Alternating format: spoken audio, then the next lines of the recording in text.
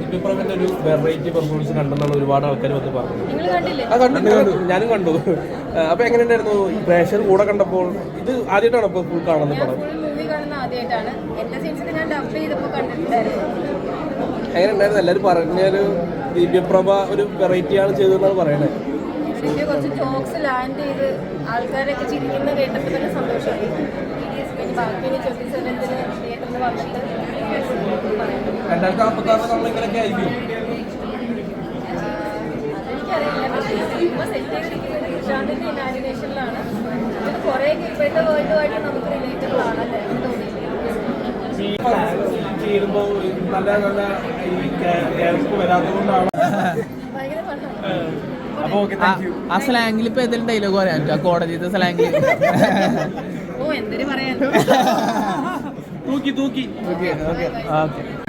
കൃഷാനന്ദന്റെ cinema എന്ന് പറയുമ്പോൾ എപ്പോഴും ഒരു വേറിട്ട എക്സ്പീരിയൻസ് ആയിരിക്കും. അപ്പോൾ ഇതിൻ്റെ ഒരു ചെറിയ ഭാഗമാകാൻ പറ്റി ഭയങ്കര സന്തോഷമുണ്ട്. ഭയങ്കര എൻ്റർടൈനിങ് ആയിട്ടുള്ള ഫിലിമാണ്.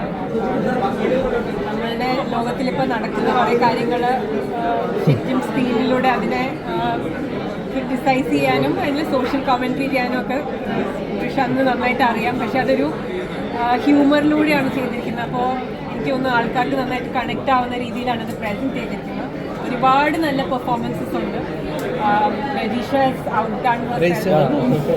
Fabulous job. നീരജ് ഭയങ്കര നന്നായിട്ട് പെർഫോം ചെയ്തിട്ടുണ്ട്. ദിവ്യ ഒരു ഫുൾ ഓൺസാമ്പിൾ കാസ്റ്റാണ്. കുറേ ആക്ടേഴ്സ് വന്നു പോകുന്നുണ്ട്. എല്ലാവരും അവരുടെ they all leave A memorable mark. അപ്പോൾ ഇങ്ങനത്തെ ഒരു സിനിമയുടെ ഭാഗമാകാൻ പറ്റിയതിൽ വളരെ സന്തോഷമുണ്ട്. I feel like this is going to be a film that's going to be talked about. Okay, thank you.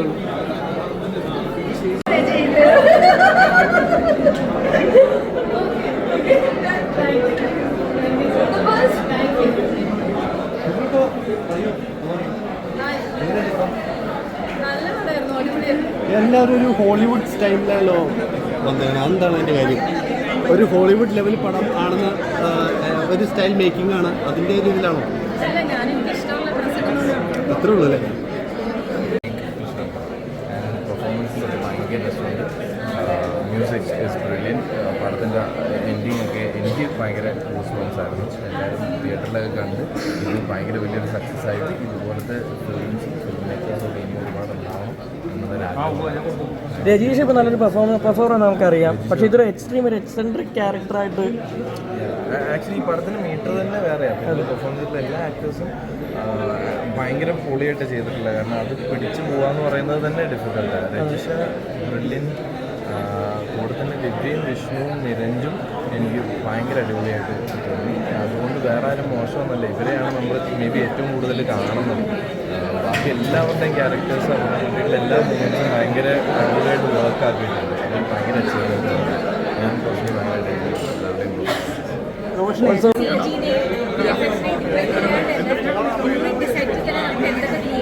ഭയങ്കര ഡിഫറെന്റ് സാധനങ്ങൾ വെച്ചാൽ ഭയങ്കരമായിട്ടുള്ള ഇതിന്റെ സെറ്റ് പാട്ട് തന്നെ ചെയ്തിട്ടുണ്ട്.